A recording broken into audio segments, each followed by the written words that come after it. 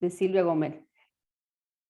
Psicóloga, socióloga, miembro titular de AAPPG y docente de IPCB, Silvia tiene una amplia producción escrita sobre psicoanálisis vincular, familia y pareja. Bueno, efectivamente. Silvia nos ha acompañado, quería agregar algunas palabras en relación con lo que significa la presencia de Silvia para todos nosotros, porque nos ha acompañado en el trayecto de nuestra vida institucional desde hace muchos años, compartiendo en nuestra sede y en otros espacios jornadas de aprendizaje e intercambios enriquecedores. Conocemos además que el tema de la transmisión intergeneracional ha sido motivo de su investigación exhaustiva y de su apasionamiento, que quedó plasmado en su libro Transmisión generacional, familia y subjetividad de 1997. Allí nos mostró y desplegó cuáles son las vías y los canales por los que transita la transmisión, una intersubjetividad que liga y desliga a los antecesores y a los sucesores en una serie transgeneracional, al decir esta frase de Isidoro Berenstein cuando le prologa la obra. Además, en ese libro hay una casuística magnífica y esclarecedora, ¿no?, de todos los temas. El tema también está presente en muchos de sus escritos posteriores, con su inconfundible estilo, así en Conjeturas psicopatológicas, de coautoría con Susana Matus del 2011, y en su último libro, Pareja, Familias, Analista, la escena clínica del 2020, que nos parecen ambos de lectura ineludible para adentrarnos y hacer trabajar el psicoanálisis vincular.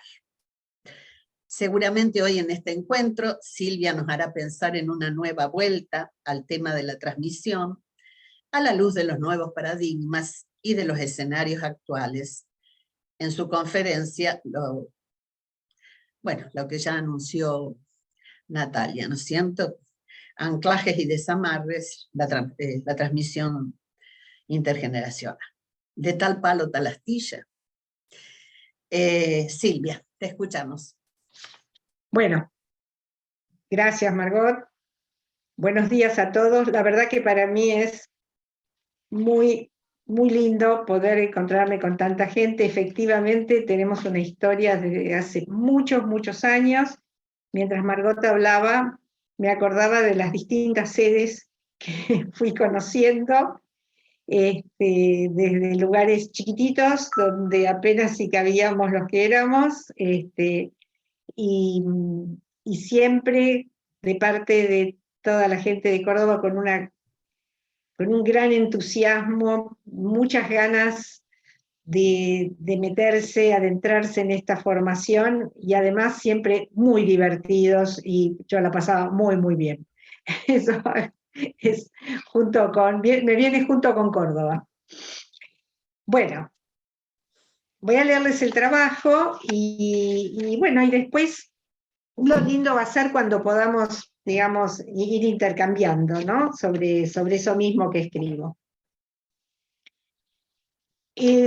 Como dijeron antes, el título que yo puse es Transmisión generacional, anclajes y desamarres. Y le puse un subtítulo, De tal palo, tal astilla. Desde mis primeras andanzas como terapeuta, la cuestión de la transmisión generacional atrapó mi interés. ¿Cómo explicar la eficacia de una historia no vivida por una persona y que, sin embargo, se revela como parte de su psiquismo? Repeticiones, mandatos, duelos imposibles, secretos, cuestionaban los conceptos que habían predominado en mi formación como analista individual. Poco a poco, y a partir de otras lecturas y otras miradas, comencé a entender que no nos constituimos solo a partir de las experiencias vividas a lo largo de nuestra propia existencia, y por tal motivo, la subjetividad muestra límites imprecisos entre pasado, presente y futuro. ¿Por qué me interesa la historia? ¿Por qué considero importante el trabajo de historización? Fundamentalmente para desnaturalizar el presente, que se presenta como, bueno, las cosas son así. Para complejizarlo, incluyendo una idea del pasado modificable y abierto a reinterpretaciones. La historia como narración, siempre inconclusa, se apoya en la noción de otredad radical del pasado, porque está pensada desde nuestra mentalidad presente, nuestras ideologías y constricciones. A mi entender, hablar de pasado, presente y futuro no supone una determinación lineal, una trayectoria fija y predecible.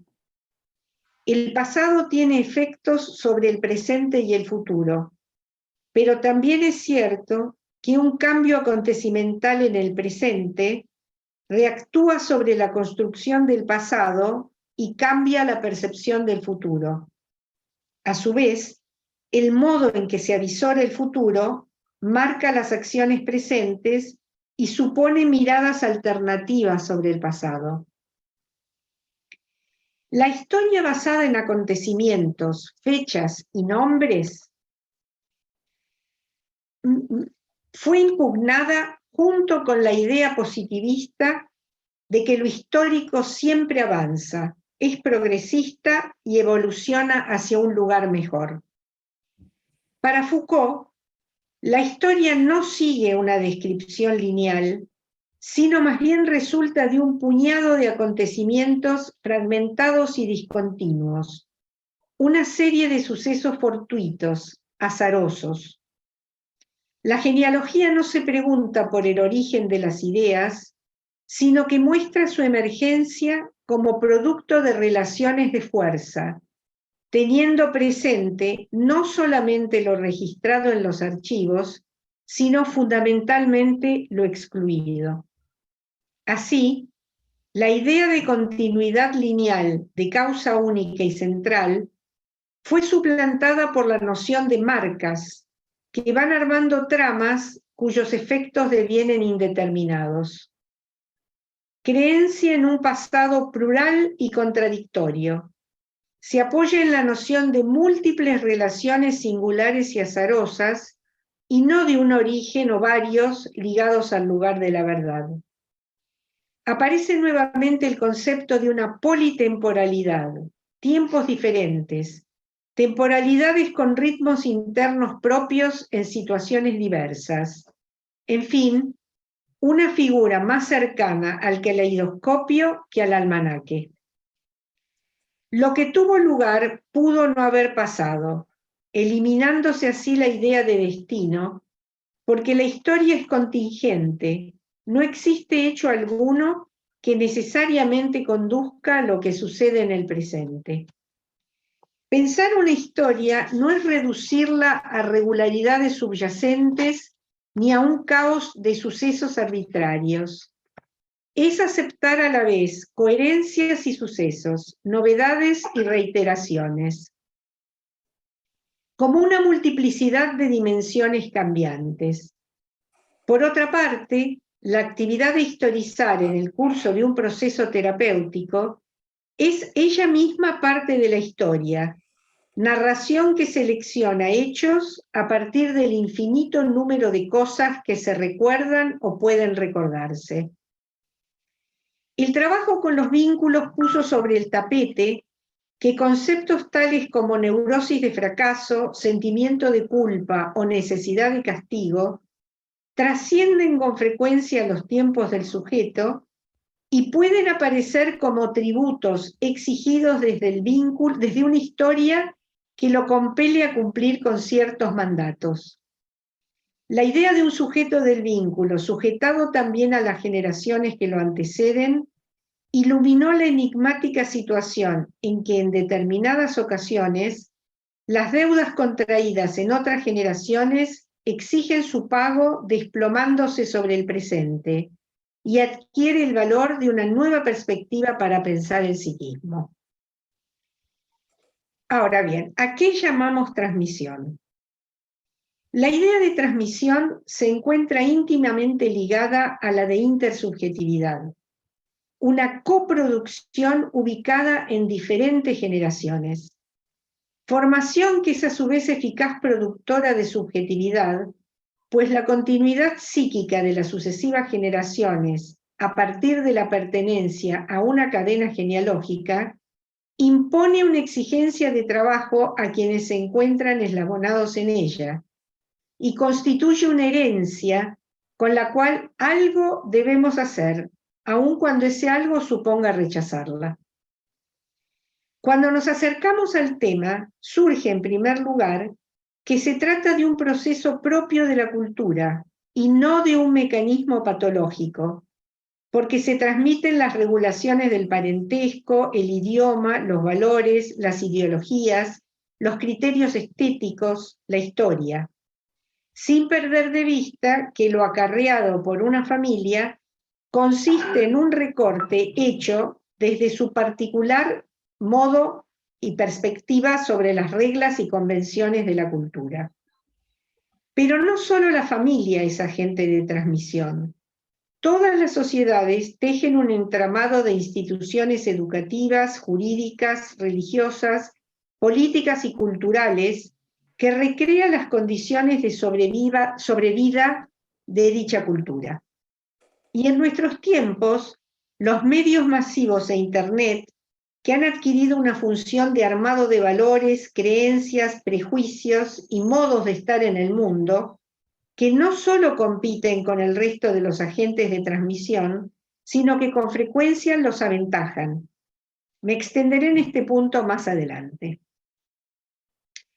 El proceso de transmisión no se funda únicamente en quién transmite y qué se transmite. Se encuentra asimismo sustentado en los modos en que el receptor recibe el legado, cómo va a ser lo suyo, qué nuevo giro, qué novedad puede introducir en ella, cuánto toma y cuánto desecha. La transmisión resulta así un proceso construido entre las generaciones, haciendo borde en cada una de ellas. Junto con lo que se reitera, se encuentra la experiencia que cada generación realiza de este legado, anclajes y desamarres. Me resulta clave mantener ese principio de receptividad, de apertura, de disponibilidad que define a la experiencia no desde una nostalgia del ser, sino como lo que acontece.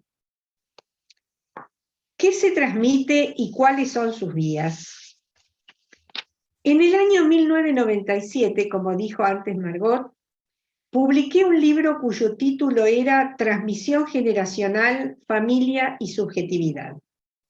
Elegí para la tapa del libro un conmovedor cuadro de Frida Kahlo llamado Mis abuelos, mis padres y yo, donde la autora construye una suerte de árbol genealógico a partir de los retratos familiares. Han pasado 25 años. En todo este tiempo seguí escribiendo sobre el tema y en cada versión algo insiste y algo cambia.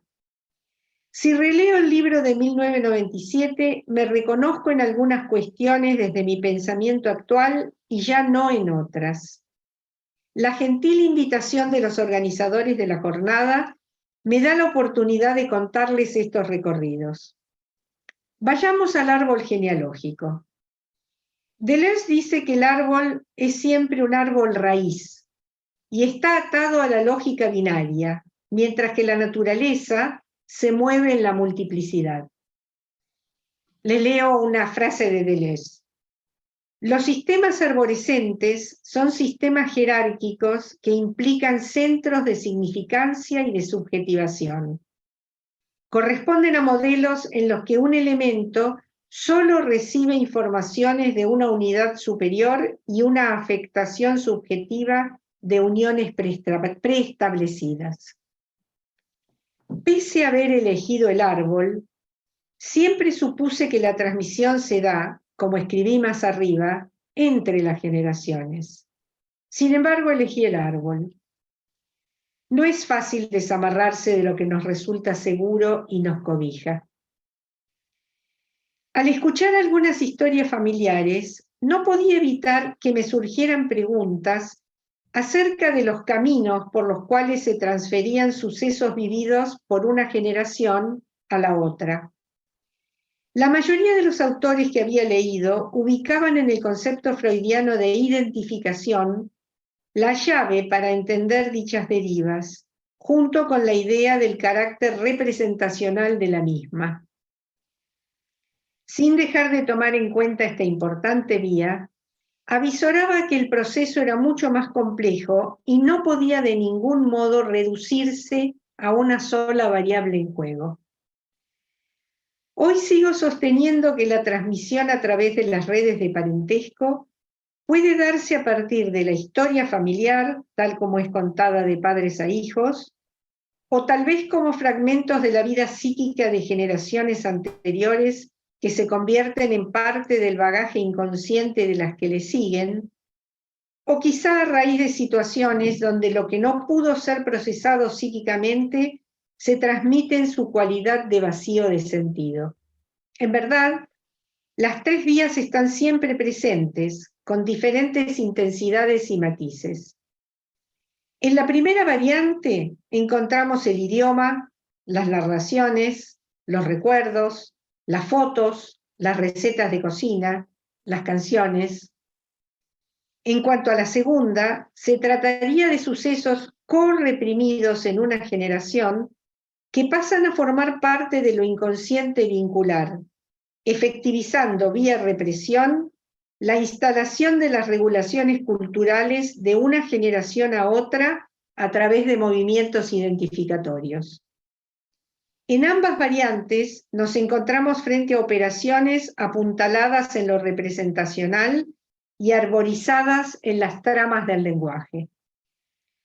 Vayamos ahora a la tercera modalidad, que, si ocupa un lugar hegemónico, nos introduce en el terreno de lo patológico, pues lo no ligado se transmite y retorna bajo el sesgo de la compulsión a la repetición, perforando la capacidad representativa de la psique a partir de un vacío de sentido, trasladado prioritariamente a través de los signos de percepción. Así aparecen pérdidas y situaciones traumáticas obstaculizadas de acceder a un trabajo de duelo, que al no poder ser enhebradas a una historia, impregnan el presente familiar con sentimientos de culpabilidad y vacío, abriendo puertas a actuaciones en los descendientes, indemnizaciones imaginarias de dolores y afrentas vividas en el pasado.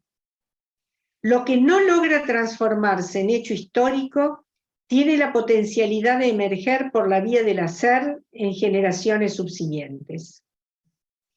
Vamos a hablar ahora un poquito de cuáles son las modalidades de retorno. Entramos aquí de lleno en nuestro quehacer. ¿Cómo pensar el concepto de retorno a nivel del entramado? El armado de las alianzas arroja como efecto un adentro que alberga el vínculo y un afuera. Adentro y afuera, sujetos por otra parte a transformaciones y reubicaciones. Dicho armado regula lo posible de ingresar a la trama vía representación o lo rechazado a través de la codesmentida,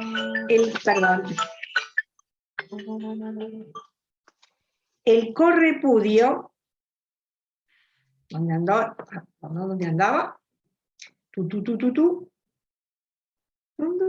De la codesmentida, el correpudio o la coescisión. Elementos que si ingresaran a la escena podrían hacer vacilar o incluso horadar el vínculo. Lo correprimido al servicio de sostener una relación se encuentra anudado al orden representacional y su retorno también se fundamenta en una representación, ligada más al orden del decir que del hacer y enhebrada en la trama interfantasmática. En cambio, lo no ligado ancestral, lo traumático, lo arrojado fuera de las alianzas más allá de la correpresión, constituyen en su retorno las precipitaciones del hacer, figuras más cercanas al hacer que al decir, al goce que al deseo. En esta modalidad de retorno, la escena se encuentra debilitada o incluso devastada y emerge lo pulsional frágilmente velado. Es importante remarcar que no estamos en esta forma de retorno frente a la organización sintomal, regida por la combinatoria deseante, sino la irrupción pulsional, obstáculo a dicha combinatoria. Accidentofilia, implosiones somáticas, adicciones, pasajes al acto que tensan la vida hasta su límite, abusos, delirios, son en ocasiones el costado visible de un pasado familiar que no ha logrado constituirse en historia. Cuando en la escena de la familia actual se juegan escenas del pasado que obstruyen la posibilidad de lo inédito, conceptos como duelo patológico, vivencias de vacío, accionares locos o sentimientos de culpabilidad pueden ser pensados también desde lo transgeneracional, pues se trataría de una herencia de sinsentido desplegada en una tópica intersubjetiva.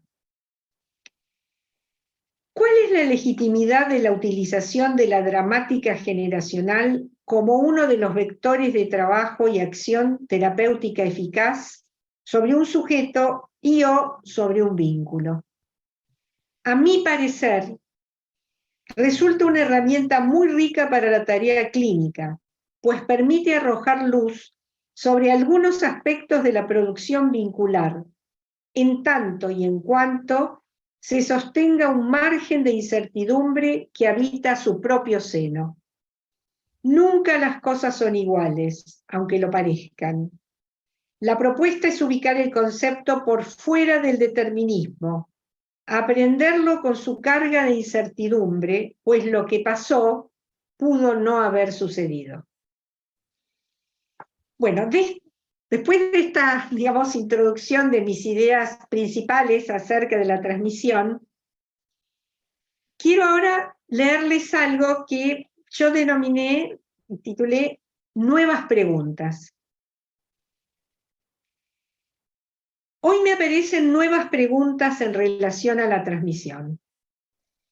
Cae señala que es siempre en un momento crítico de la historia cuando emergen e insisten la cuestión de la transmisión y la necesidad de darse una representación de ella, en el momento en que entre las generaciones se instaura la pregunta sobre los vínculos, los valores, los saberes a transmitir, sobre los destinatarios de la herencia. La cuestión de la transmisión irrumpe en la actualidad como signo de la incertidumbre generacional, un cambio en las posiciones de los sujetos y la emergencia de nuevas formas de constitución psíquica que delatan la caducidad de un tipo de transmisión y la importancia de la pregunta y el sentido de la misma. Esto se hace muy claro no solo en el campo de lo familiar, sino también en el de la educación, respecto a la problemática de la transmisión cultural llevada adelante por las instituciones educativas. En ese territorio y frente a la crisis de la escuela, se trata de la posibilidad de construir un relato que dé cuenta de la continuidad en el tiempo y al mismo tiempo registre la discontinuidad que convierte a los alumnos en seres diversos a los adultos, otros, en alguna medida desconocidos, por vivir en un presente que tiene características inéditas. Como propone Benasayak, los cambios en la materialidad del mundo cambian la relación con dicha realidad y producen transformaciones, tanto en el objeto como en el sujeto, quebrando toda ilusión de binarismo a partir de modos de subjetivación diferentes. Este autor nos acerca al concepto de antropoceno, período donde la actividad de los humanos ha modificado geológicamente y físicamente el campo biológico, la atmósfera, los mares, el clima. Los humanos han transformado el conjunto material del planeta igual que las eras geológicas y en un tiempo infinitamente menor. Hablar de antropoceno implica afirmar que el ser humano y su acción, su repercusión sobre el sistema Tierra, han traspuesto un umbral. El efecto invernadero, la pérdida de biodiversidad, la extinción acelerada de las especies, la modificación de los ciclos de agua y el aumento de la población han provocado un cambio en las condiciones materiales de la Tierra que inevitablemente lleva a cambios en la condición subjetiva de sus habitantes. Las prácticas destructivas respecto de la naturaleza y los ecosistemas se apoyaron en la relación binaria o de exterioridad que el ser humano ha tenido respecto de la naturaleza a partir del surgimiento del capitalismo. Y la naturaleza reacciona de manera no lineal e imprevisible, por ejemplo con el COVID. Por otra parte, asistimos a una aceleración de los tiempos en los procesos culturales.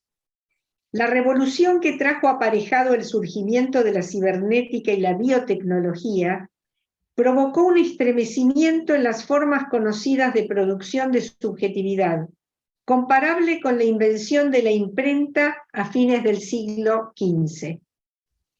En ese momento, o sea, en el siglo XV, los cambios sociales que se desencadenaron fueron tan espectaculares como los que hoy está produciendo Internet, aunque a una velocidad menor.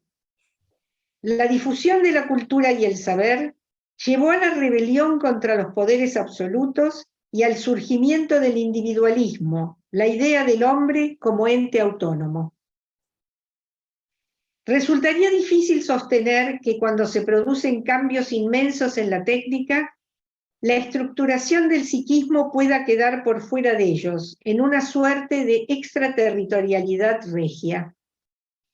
Esta velocidad afecta también a la transmisión, pues los períodos que marcan el paso de una generación a otra se han acortado ostensiblemente, provocando discontinuidades y fracturas en los encadenamientos subjetivos. Existen muchos aspectos de la experiencia que los padres ya no pueden transmitir a los hijos, sencillamente porque no la poseen. Si bien es cierto que esta situación también ocurría en otras épocas, en la nuestra se ha agigantado y arborizado.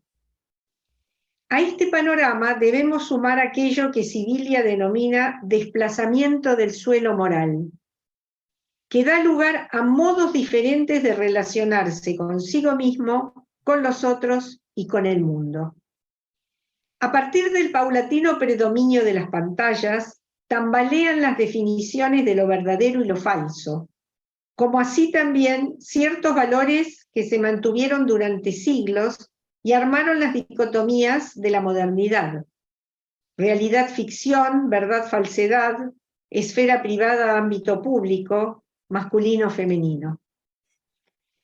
Al cambiar las definiciones de lo verdadero y lo falso, se produce una pérdida de consistencia de lo real alrededor de cuestiones que parecían inamovibles. La diferencia indubitable entre hombre y mujer, el concepto de familia nuclear, la fidelidad, la idea de verdadero o falso basada en lo científico, la noción de intimidad, los modos de procreación, llevando a un nuevo régimen de credibilidades y evidencias. Deslocalización de la transmisión, que puede transcurrir por vía familiar o en otros lugares del tejido social, por ejemplo, la transmisión entre pares y también por las pantallas. Se hace entonces necesario explorar los lazos que al interior de cada generación se tejen y constituyen como modos de transmisión de una experiencia común, aquello que denominamos transmisión intrageneracional. A partir de estos cambios se producen lo que algunos autores denominan mutaciones del psiquismo, con un paulatino predominio de los procesos conectivos por sobre los asociativos. El peso de la influencia parental decrece y ganan lugar los vínculos de paridad, amigos, compañeros de trabajo o estudio, los medios y las redes sociales. Como plantea Agamben, los jóvenes no visualizan en sus mayores una experiencia valiosa que desearan adquirir. Observamos cierta caducidad de las fronteras entre las edades, a partir de una cultura crecientemente globalizada, mediatizada e informatizada, que cuestiona los fundamentos de autoridad y universos culturales y produce una disminución de la distancia entre generaciones. Sin embargo, toda generación que nace a un mundo que desconoce y que invariablemente demanda de los adultos una tarea de transmisión del sentido de ese mundo y de las formas de incorporarse en él.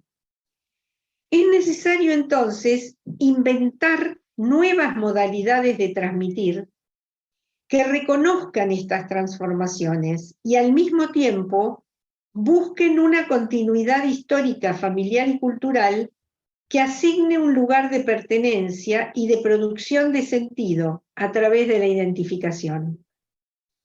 La relación entre las generaciones está siempre atravesada por la discontinuidad, aquello que podríamos denominar como la forma que adquiere la imposibilidad vincular en el campo de la transmisión, imposibilidad que es necesario velar en parte con una ilusión de continuidad para poder armar una historia que tolere los aspectos desconocidos y ajenos de la otra generación. La dificultad de este proceso puede llevar fácilmente al binarismo, conservación de un pasado inamovible versus negacionismos. Los objetos cambian y en ese cambio sedimenta una historia. No existen solo en la sincronía. El espacio intergeneracional supone reconocimiento de las diferencias y también dilemas comunes que atraviesan la sociedad, junto con la ajenidad de lo desconocido. Ahora les voy a leer una pequeña viñeta para ir terminando el trabajo. Clara pide una entrevista individual. En el primer encuentro, relata a la terapeuta sus preocupaciones en torno a Manuela, de 12 años, que ha tenido algunas conductas de riesgo y además miente.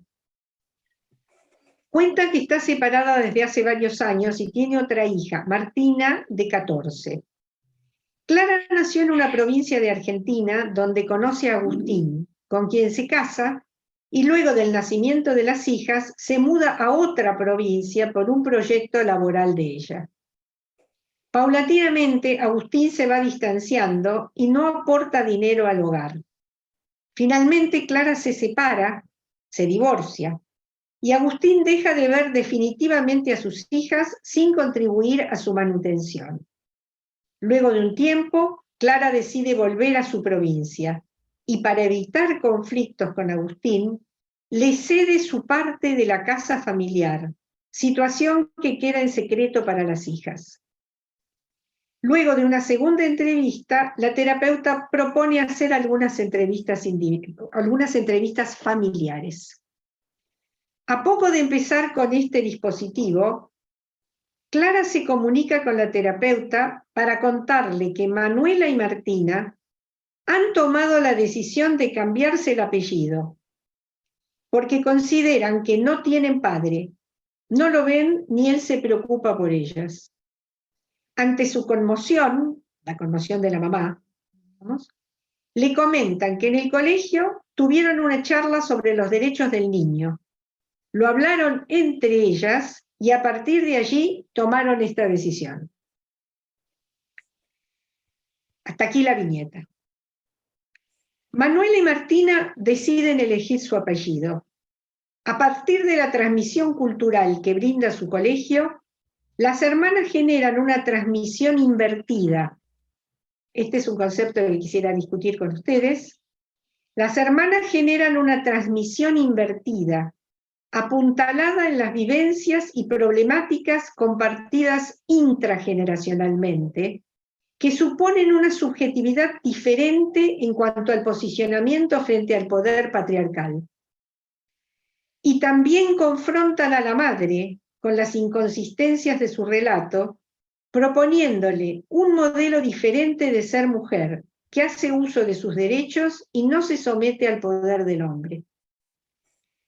Creo que la idea de una inversión de la transmisión, que no supone solamente una circulación de saberes y prácticas de las nuevas generaciones a las que las preceden, sino una manera diferente de percibir el mundo, junto con las nociones ya conocidas de transmisión generacional, nos ayudan a ayudar a las familias en tiempos de interrogación. Finalmente, de tal palo, tal astilla. Bueno, eso es todo.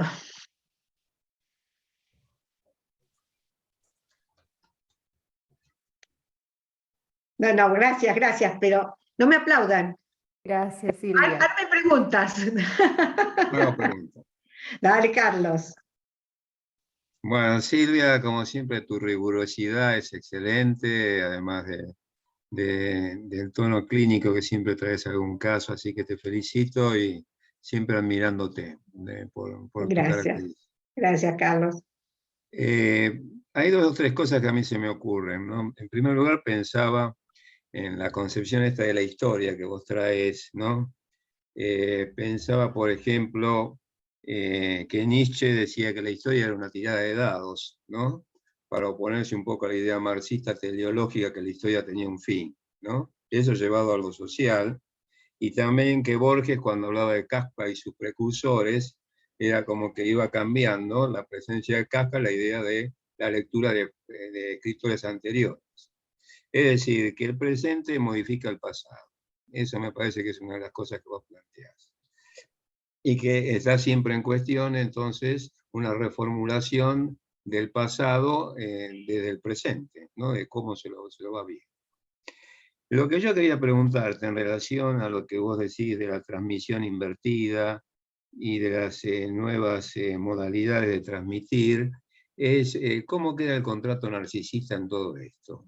Es decir, cuál es la vigencia o los cambios que genera el contrato narcisista cuando sabemos que el contrato narcisista era transgeneracional y iba de los padres a los hijos o del conjunto al niño, y acá estás hablando de una inversión de la situación. Entonces mi pregunta es esa, ¿cómo lo pensás ahora? Ojalá tuviera una respuesta. Sería maravilloso. Porque bueno, me parece... confiamos en vos. Confían en mí, qué mal.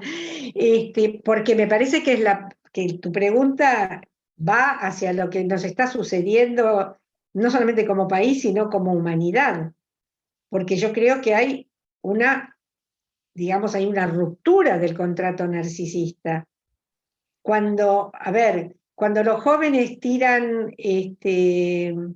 para no quedarnos solo en nuestro país, cuando los jóvenes tiran latas de tomate sobre las obras de arte, están tratando de decir algo que va en contra de todos los valores que nos rigen desde la modernidad. Y están diciendo que si al mismo tiempo que se le pone una seguridad y un vidrio a las obras de arte, no se hace algo con lo que está pasando con el cambio ambiental y no se protege de la misma manera la naturaleza, entonces hay algo del contrato narcisista que se está rompiendo, porque ellos, los más jóvenes, sienten que el lugar que se les está preparando en la sociedad en la que ellos tienen que intervenir es un lugar que la generación anterior está destruyendo. Entonces, claramente hay una ruptura del contrato narcisista. Pero si lo llevamos a nivel político...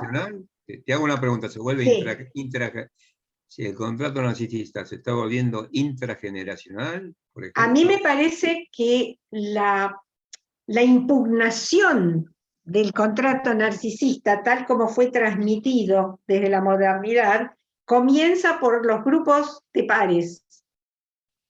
Comienza por el movimiento de las mujeres, el movimiento de los jóvenes, los indignados, se arman como movimientos en paridad, que después de algún modo necesitan institucionalizarse de alguna manera para no, digamos, no desvanecerse. Si vamos a lo político, me parece que el movimiento, no diría de ruptura para que no nos asustemos tanto, pero el chirrido que tiene el contrato narcisista con los jóvenes que dicen, ¿para qué el Estado? ¿Por qué no se puede solamente pensar en uno mismo? Porque la idea de contrato narcisista, y esto, digamos, me apoyo en Sibilia, tiene la palabra importante a nivel social es contrato. Y toda la modernidad se armó sobre la idea del contrato social, de un consenso por el cual había ciertos valores que no eran discutibles y que eran los valores que sostenían la civilización, por decirlo de alguna manera. De ahí Freud toma el malestar en la cultura, porque para sostener esa civilización hay algo a lo que el hombre tiene que renunciar de su naturaleza animal, por decir, en pro de la razón.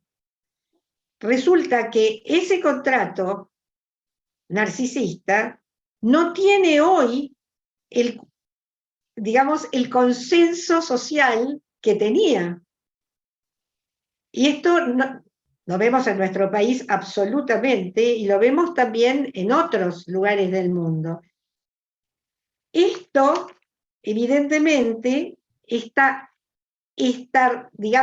fisura, este quiebre en el contrato social que lleva a una fisura y a un quiebre en el contrato narcisista, es lo que realmente pone a los padres, a los educadores, en una situación muchas veces de perplejidad frente a lo que uno puede transmitir como un valor, y la respuesta pero a mí eso no me importa, pero no como una respuesta individual de alguien que no esté bien, sino como un cambio en la percepción de qué es lo importante. Entonces, por eso digo que no tengo respuesta, por eso que en educación el tema de qué se transmite y cómo se hace para transmitir una cierta idea de continuidad en el tiempo y en el espacio, y que no sea todo como una masa caótica, y que haya una posibilidad, por eso yo decía, de identificarse con algo, es algo que en este momento desvela a los educadores. Bien, Marina quería decir algo. Estás silenciada, Marina. No, me interesa muchísimo este concepto que estás planteando de la transmisión invertida, siguiendo con esto, ¿no?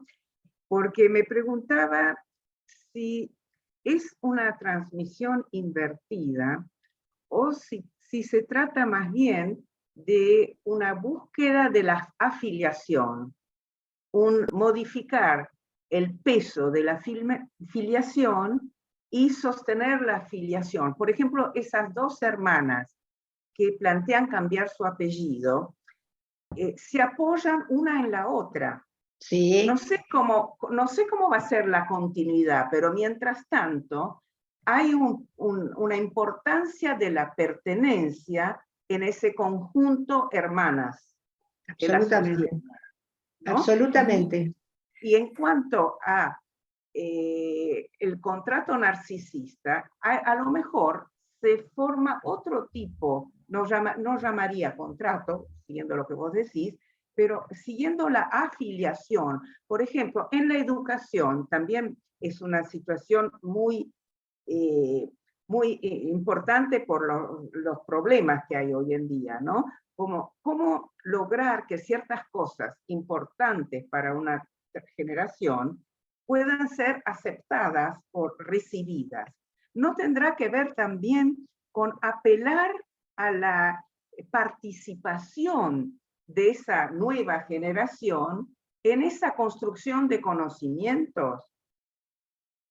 Estoy pensando en una experiencia interesantísima que se hizo creo que era en Misiones, con la colectividad, no sé pronunciar, G-Babi, algo así, donde se priorizaba desde la educación la búsqueda de la alfabetización, pero había un rechazo por parte de los alumnos de eso que recibían.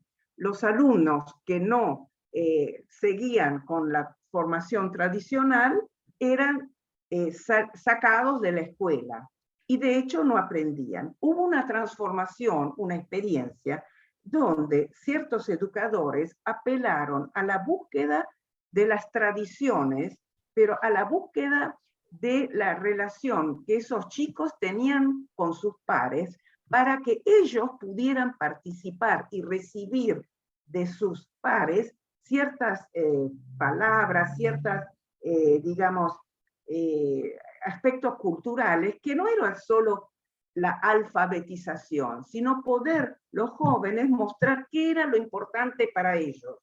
¿Se entiende? Ese entrecruce de generaciones donde no haya una generación que impone lo valedero, sino que haya la posibilidad de una construcción conjunta. A ver, estoy completamente de acuerdo con lo que estás diciendo, Marina. Me parece que las cuestiones de la paridad son las que van dando como una especie de luz en el camino que uno tendría que seguir. Una sola cosa quiero agregar a lo que vos estás diciendo con el tema de la filiación y de la afiliación, que tiene que ver con eso, justamente, ¿no? La filiación siempre tiene que ver con lo trascendente, y la afiliación siempre tiene que ver con lo que acontece, por decir así.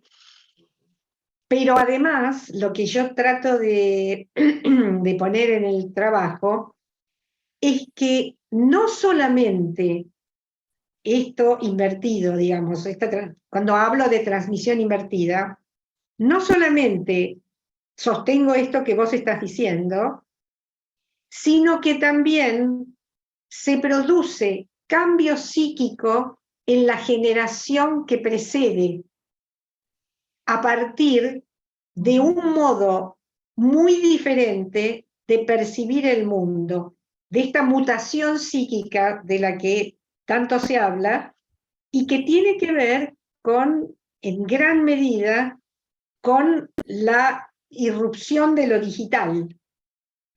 A mí me parece que, y esto lo he visto en la clínica y seguramente ustedes también, esas mamás que por primera vez fueron a una manifestación porque una hija la llevó para Ni Una Menos, por ejemplo, y el efecto que le produjo ver a todas esas jovencitas, casi niñas, digamos, diciendo lo que estaban diciendo y cómo repercutió eso en su propio psiquismo.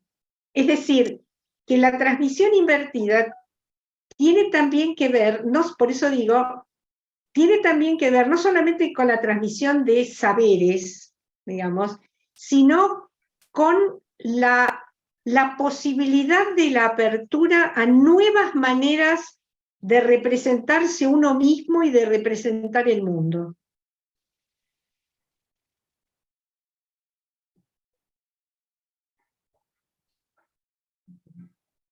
Muy O interesante. sea que hay un cambio por Bien. retroacción en la generación anterior. Eso es lo que Claro, está claro. Digamos, y esto se ve, digamos, el ejemplo este que puse, se ve mucho en esto de por eso puse este ejemplo, porque este ejemplo tiene dos partes. Esto que marcaba Marina, de la afiliación entre pares, digamos, pero también la conmoción en la madre de una manera diferente de percibirse las hijas como mujeres, como niñas, y de percibir al otro, que ella no tenía.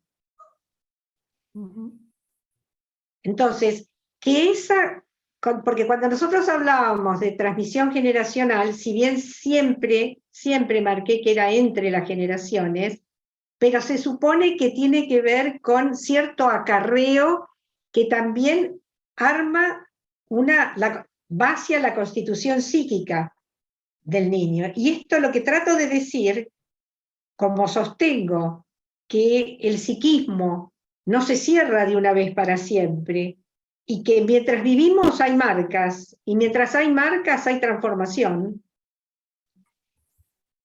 esto significaría la posibilidad de la transformación de las generaciones precedentes a partir de un cambio histórico que aceleró los tiempos de tal manera que hay realmente una brecha, porque antes los cambios entre las generaciones eran mucho más lentos, las generaciones se parecían más unas a las otras, y solamente veíamos el cambio histórico a partir de muchas generaciones. En cambio ahora, el cambio es muy acelerado, tan acelerado que en familias que tienen hijos que se llevan 8 o 10 años, totalmente distinto. Hay un cambio muy importante entre los hermanos, donde el hermano mayor dice, yo no los entiendo, yo no pensaba así, piensan completamente distinto. Es decir, por la aceleración. Eso es para mí lo que lleva a la posibilidad, a esta cuestión de la transmisión invertida.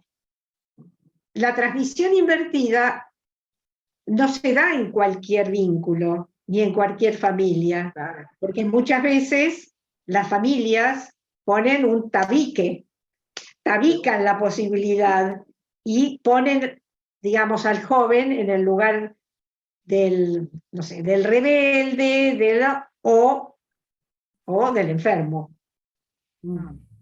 Se necesita cierta porosidad en la estructuración de las alianzas digamos, en una pareja y en una familia, cierta permeabilidad para que pueda darse esta transmisión invertida. Pero yo lo que marco es que no se trata de que el nene de 6 años le puede decir al abuelo cómo se maneja la computadora. Claro. Eso sería como una cuestión de saberes. Lo que estoy diciendo es un modo distinto de relacionarse con uno mismo, con el otro y con el mundo. Sí, me parece muy interesante lo que decís, y lo he visto muchísimo, las diferencias generacionales que se dan en distintas edades de hermanos, donde parece como si fuera otra generación, y también el interjuego que se da entre esos hermanos, quién transforma a quién, o quién ubica a quién en qué lugar, con diferencias abismales. Cuando hay 6 años de diferencia es otro mundo, ¿no? Exactamente. Lo que yo entiendo, Silvia, de lo que vos decís es como que se achicó el universo simbólico de los precedentes, de la familia anterior, y se aceleró y se amplió el universo simbólico de las nuevas generaciones. Algo así me parece que está pasando. Yo no sé si se achicó, no sé, a ver, ¿qué piensa el resto? ¿Se achicó el universo simbólico? A ver, vamos a dejar hablar a todos los demás que deben tener ganas de participar. Por lo menos entró en crisis, digamos. A ver. No sé si achicar es la palabra más adecuada, pero que está en crisis. ¿Puedo? No sé si... ¿Puedo? Sí. Sí, habla. No, es que yo estaba pensando lo contrario, en una cuestión como de ampliación, ¿no? Porque esto que trae Silvia, incluso con el ejemplo, tiene que ver como decías tú, no solo con la transmisión de saberes, o más que una transmisión de saberes, es un posicionamiento en el mundo, ¿no? Es como cómo se posicionan estas hijas y cómo modifican o no, o pueden modificar a esta mamá desde algo que también viene marcado por la cultura, por lo que se está gestando, o sea, hay una cosa como muy imbrincada ahí que por eso a mí me parecía, Carlos, que era como de amplitud, de apertura, ¿viste? Sí es cierto que tiene capaz otro lugar la transmisión desde generaciones anteriores, sí, pero, pero no sé si se achica o eso también pone en movimiento lo que se transmite para abajo, no sé si se entiende, pero Sí. algo de eso, ¿no? No, yendo para arriba de los niños a los adultos parece que se agranda porque Sí, produce un cambio en los adultos. sí, En eso sí, estoy de acuerdo. sí. Pero digamos, en la modernidad, los adultos tenían un capital simbólico que transmitían a las otras generaciones. Pero lo siguen teniendo, me parece. Pero no en esa dimensión. Ah, bueno, sí, puede Eso es ser, lo que yo veo, no sé, por lo menos. puede ser, puede ser. A mí me parece que esto trae el tema de algo que también pongo, digamos, trato de poner, esto por ahí está muy condensado, uno escribe por ahí demasiado apretado, ¿no? Y que tiene que ver con el tema de la continuidad o la discontinuidad de la historia. Ah, Porque la transmisión se maneja sobre una cierta ilusión de continuidad. Si uno le dice a un nene, vos no tenés que pegar, porque pegar está mal, qué sé yo, uno supone que hay una continuidad de lo que uno dice, de lo que se supone que hay un consenso social, por decir así, y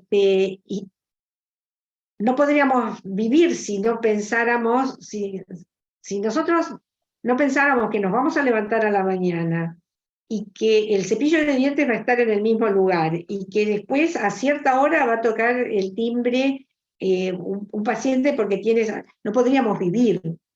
Necesitamos tener una cierta idea de continuidad, digamos, y repetición en nuestras vidas, que sabemos que está sujeta a todo tipo de caos azaroso en cualquier momento, pero que necesitamos tenerla como un velo. La transmisión es lo mismo. Es decir, el otro siempre es un ajeno. Ese hijo al que estamos transmitiendo tiene también las tres dimensiones de semejante, diferente y ajeno que aplicamos a cualquier otro. Cuando transmitimos con la idea de la semejanza, aceptando que es un ser diferente. Pero hay algo que es siempre ajeno en la persona de la otra generación, no solamente en el sentido más psicoanalítico del término, sino que siempre es ajeno porque está sumergido en una serie de experiencias y vivencias que son totalmente ajenas a las nuestras. Claro. Entonces tiene un punto de ajenidad, de no poder entender que lo tenemos que asimilar. Entonces la transmisión va a ser siempre discontinua, pero le damos un manto de continuidad, porque es como la imposibilidad vincular. Si la tenemos todo el tiempo presente, no hay forma de hacer vínculo. Si todo el tiempo tenemos presente que en esa transmisión hay cuestiones totalmente ajenas que no van a poder enganchar con nuestra transmisión, no podríamos transmitir. Es el velo que necesitamos como para poder seguir viviendo. Entonces, a su vez, todo ser que ingresa al mundo necesita algún tipo, Piero Lanier diría un fondo de memoria. Necesitas saber quiénes fueron sus padres, cuáles van a ser sus hijos, cuál es su posición en una red genealógica, un fondo de memoria y un lugar, digamos, y un cierto marco temporoespacial. Criar a un hijo en el medio del caos absoluto, de, bueno, no tenés esencia, no hay, el espacio es, en realidad es una ilusión, bueno, no sabe qué es lo que podría pasar en la cabeza de un niño que no tenga ciertas seguridades, digamos, con respecto a sus preguntas básicas y que no tenga algo con qué identificarse. Lo que pasa que la gran apuesta, claro, la gran apuesta es que los modelos identificatorios que se pueden transmitir en una época de cambio vertiginoso, que además hace decir, por ejemplo, a Bifo Berardi, que no se trata de un cambio psíquico, sino de una mutación del psiquismo, hacen que no sea tan fácil para los que transmiten, padres, educadores, para los que transmiten, encontrar algo, como decía Marina, donde se pueda sustentar una identificación que efectivamente creo que va mucho más por el lado de los lazos de paridad, digamos, que se vayan armando porque tienen una experiencia común.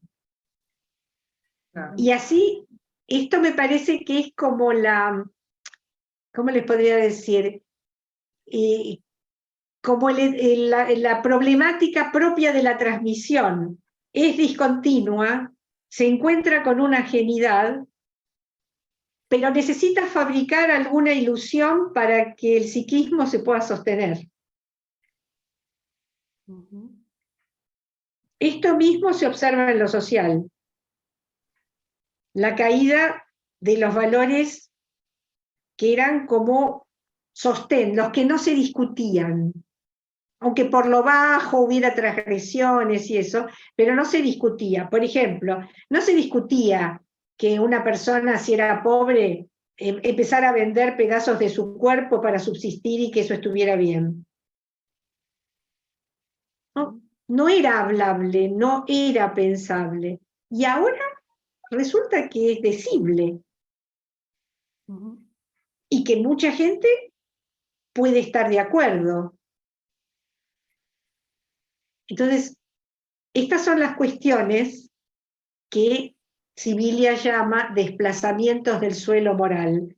Y entonces, hay un suelo moral que habitan los jóvenes que no es el mismo suelo moral que habitan los antecesores, donde, por ejemplo, con las cuestiones de género, lo que para los padres y para digamos, las instituciones se hace como impensable, en los jóvenes poco a poco va adquiriendo un carácter de naturalización,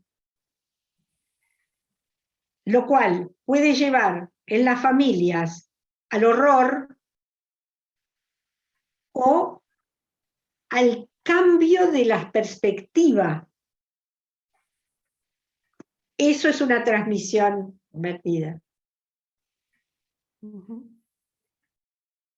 ¿Se entiende? Es decir, como no es un saber, es un cambio de posición en la posición subjetiva, a partir de las experiencias de la generación que sigue. Sí, Laura. No, yo había puesto un comentario, Silvia, porque me hiciste... ¿Por qué a mí no me salió? Espera, a ver. ¿Y por qué yo no lo tengo? No. Sí. A ver. Y ahí en el chat está, me hizo acordar a la película 1985, cuando la mamá de Moreno Campo, que es testimonial, ¿no? A través, que tenía una posición totalmente opuesta, y bueno, a través de la intervención de su hijo en el juicio a la Junta, a través de esa intervención, de ese acto particular, no de la función que cumplía antes su hijo, de ese acto particular, bueno, ella hace un cambio, digamos, en cuanto, y de un testimonio en particular, pero lo que llevó a escuchar el testimonio es que su hijo intervenía ahí, ¿no? Y eso fue un cambio de posición de ella. Es un buen ejemplo porque tiene que ver con lo histórico. Sí, Es, estaba pensando eso, sí. es como ella transmitió una historia y el hijo le está transmitiendo otra historia. Ahí está. Otra manera de leer la historia, sí. El hijo está transmitiendo que termina siendo otra historia, digamos, y frente a esa otra historia, ella hace un cambio en su cabeza. Sí. También. Sí, Yo, Bien. sí. yo Fabio. ya quería... Fabio. yo había levantado. Sí, algo. Sí, Fabio dejó un comentario también en el chat. Yo lo tengo. Laura, Yo Elsa, también hice un Guadalupe. comentario en el chat Guadalupe. que no se leyó. Elsa. A ver, voy a Elsa leer lo también, que sí. yo tengo. Voy a leer lo que yo tengo en mi chat. Yo pensaba que es Guadalupe. Yo pensaba Guadalupe. también en si lo que se pone en crisis en el contrato no está vinculado también a la crisis de las categorías universales. Claro, por supuesto, porque las categorías universales son las categorías de la modernidad. Y entonces es como, por eso yo ponía que hay una deslocalización de los valores. A veces las llaman, algunos autores dicen que digamos, los valores y las categorías ahora dependen de las burbujas de Internet. Cada burbuja tiene sus propios valores y su propia manera de pensar. No caen los universales, sí, claro que sí. Después tengo otro, Elsa, que dice, ¿se tendría que pensar en qué es el apuntalamiento hoy? Bueno, claro que se tendría que pensar. Sí. A ver, ¿qué piensan? Apuntalamiento No, entre lo pensaba en pares. relación a esto que también planteaban del tema de la paridad, ¿no? De los grupos en los adolescentes que se refugian, bueno, como en todo, o sea, el adolescente trata también de empezar otra historia, digamos, separarse de la historia familiar y armar, pero digamos, hoy es muy opuesto esto que se da, digamos, como vos planteas, Silvia, muy bien, de que los hijos, digamos, buscan un modelo totalmente opuesto a eso que está ahí en lo familiar, ¿no? Entonces, bueno, pensaba desde ahí, digamos, cómo pensar, digamos, este lugar, esta concepción de apuntalamiento hoy, ¿no? A modo de pregunta, digamos, porque la verdad que tampoco no tengo mucho para decir, pero me parece que es como algo muy fuerte que es necesario, bueno, repensar en este momento cómo se está dando, ¿no? La necesidad, porque hay muchas soledades, muchas situaciones, bueno, donde no hay diálogo directamente. Claro. Y bueno, y eso, bueno, cómo pensarlo desde ahí, ¿no? Yo quería decir o volver, Sí. no sé si es volver, a algo de tu conferencia, cuando vos decís que del árbol que pusiste del cuadro de Frida Kahlo, el modelo del árbol genealógico, del árbol que tiene una sola raíz, digamos, y la concepción deleuziana del rizoma, del pensamiento rizomático, ¿no? Entonces, a mí me parece que no se descarta una de otra, y por todo lo que iban diciendo, me parece que esta ilusión de pertenencia a una genealogía hablaría, digamos, de la persistencia y de la necesidad de pensarlo con la analogía de la raíz, pero también cómo se sostienen mutuamente, digamos, para hacer las transmisiones. Siempre se ha necesitado del pensamiento rizomático o de la red rizomática, ¿no? Porque así como Marina decía que estas hermanas pudieron tomar esa decisión porque se apuntalaban una a la otra, a mí se me vinieron, y bueno, y Laura justo trae esa película, pero a mí se me vinieron, digamos, dos situaciones terribles, digamos, una del país, otra del mundo, que es, digamos, la última y sangrienta dictadura militar, ¿cómo la transmitimos? ¿Cómo se la transmitimos a nuestros hijos y a nuestros nietos? y la pandemia, cómo se la transmitiremos. Y en eso, digamos, en eso de la transmisión, bueno, cada generación, digamos, se engarzan unos a los otros a través de una red más rizomática para poder hacer estas transmisiones de una manera, digamos, no unidireccional. Bueno, eso era lo que iba pensando. Nos quedan sí. 2 minutitos para las 14. Fabio, vos habías puesto en el chat, no sé si podés decirlo. Yo no lo tengo, no tengo en el chat. No, había Pero puesto, ahí lo pero sí, dice, quizá no, ahí. quizá no tiene, no va mucho en lo que se estaba diciendo, pero yo trataba de preguntar, porque hay varias propuestas hoy que buscan comprender los condicionantes ancestrales sobre el presente, pero no parecen promover la posibilidad de transformarlo. Pienso en las constelaciones familiares, los registros akáshicos, la biodecodificación energética, cosas que las que consultan mucho. ¿Qué podrías decirnos al respecto en relación con esta idea de transmisión?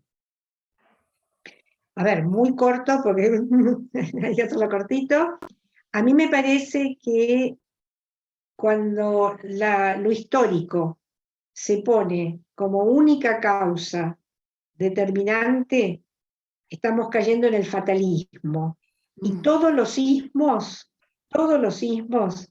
tienen que ver con una caída del pensamiento de la complejidad. Entonces, pienso de cualquiera de esos que en la medida en que no incluyan la posibilidad de la transformación y la posibilidad de la novedad, se transforman en una especie de destino del sujeto en el cual absolutamente no creo.